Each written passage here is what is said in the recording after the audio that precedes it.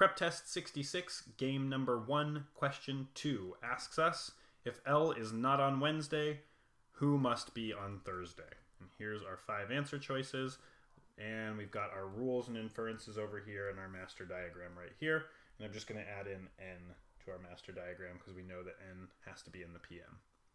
So L is not on Wednesday. So we can write in no L here.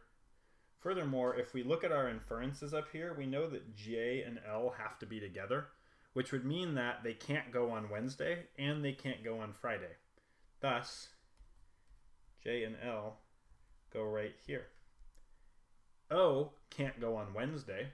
Thus, N and O must be on Friday with with N in the afternoon and O in the morning. And that leaves K and R for Wednesday. So we've basically filled in this whole chart. Question says, who must be on Thursday? R?